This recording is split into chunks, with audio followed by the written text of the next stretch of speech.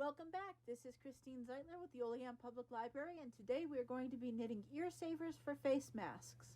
This is a simple knit strip that you can attach to the elastic pieces of your face mask so they do not pull on your ears.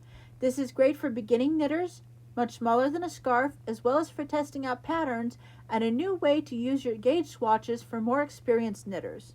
The first step is to make a slip knot.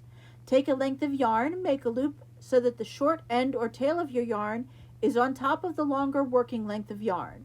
Now take the working yarn and lay it across the loop made with the tail. Draw that yarn through your loop to start your slip knot, then pull gently on the tail and working yarn until the slip knot is formed. Once you have a good slip knot, you will put the loop over your knitting needles. You can check the ball band of the yarn you are working with to get an idea of what size needles you need. And gently cinch the slip knot onto the needle. You do not want to choke the needle, just make sure that the yarn is not going to easily slip off. This is your first stitch. We are going to do a very simple cast on, so take your working yarn and make a loop, being sure that your working yarn is on the right side of the loop that is going towards your knitting needle. First, to do a backward loop cast on. All you need to do from here is to keep putting loops on your knitting needles, cinching them down gently. Don't let things twirl around your needle. Try to keep them in one direction until you have the number of stitches that you are going for. I'm going to have us working 14 stitches. This is your cast on row. I'm working on interchangeable circular needles, but straight needles or double point will work just as well. I usually knit using a combination method, which is a mix between the Eastern style knitting and Western style knitting, but for this demonstration I'm going to stick with Western style, which is the most common style you will see in the US. Take your working needle, the one without stitches on it, and insert it into the first stitch from the left front of the stitch towards the right back of the stitch. Your working needle should be underneath the needle holding the stitches.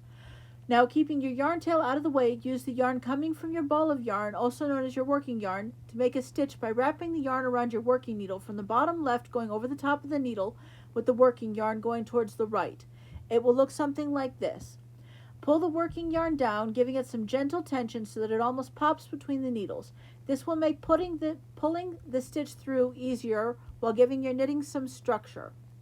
Pull the yarn through the loop to make a stitch, then pop the cast on stitch you just worked off of the end of the needle holding your cast on stitches. You have a knit stitch. It is on your working needle. Keep repeating the stitches until all 14 stitches are on your working needle. Adjust your needles. Once you have all of the stitches made, you're going to adjust your needles so that your working needle is now where you had your cast on needle. Since I am right-handed, the needle with all of the stitches is going to be in my left hand. For the first stitch of this row, I'm going to slip the stitch.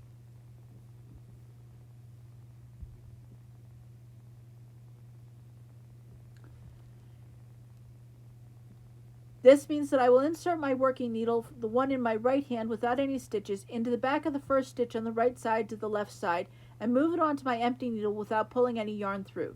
This is also known as slipping a stitch purlwise. You can see that your working yarn is on the front side of your stitch since that's where you were last using the yarn.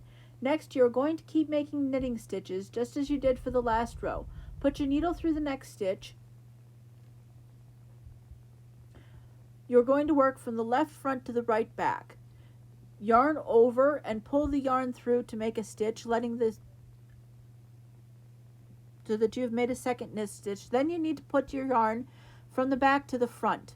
Slip your needle so that it's going into the front of the stitch from the right side to the left side and yarn over with the yarn coming underneath and going over the top. This is how you're going to make a purl stitch. Then pull the loop of yarn through and let the stitch drop off. You've now made a purl stitch. You want to purl the next 10 stitches.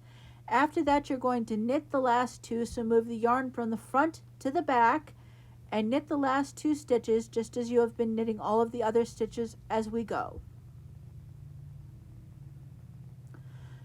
Now that you have done this,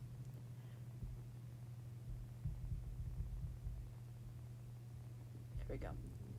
Keep repeating these steps. On side 1 you will be doing the knitting, and on side 2 you will be doing the purling. Once you have all of the stitches done, you're going to be doing a cast off. So knit the first 2 stitches just as you have been doing. And then you are going to take the first of those 2 stitches that you have knit and pass it over top of the second stitch that you knit. You see, you pull the loop up and then slide it along the needle so that the first stitch that you made passes over top of the second stitch. And you have now cast off 1 stitch. Keep doing this, knitting another stitch and passing the old stitch over top of the new stitch until you have all of your stitches completely cast off. Then once all of your stitches are cast off, you'll have 1 stitch left on the needle. From here, you cut the yarn away from the working ball and then pull the stitch until the tail comes up through the top. This cinches it down. Your project will curl up a little bit when you soak it in warm to hot water without agitating it for about 15 minutes. Then gently flatten the piece out and leave it until it's completely dry. Now you can sew on any buttons you would like to make this piece into a face mask holder. I recommend either using the same yarn that you knit with or for smaller buttons, use a complementary sewing thread. Happy knitting! Please share your projects on Facebook, Instagram, and YouTube. Until next time, if you're an introvert, please check on your extroverts.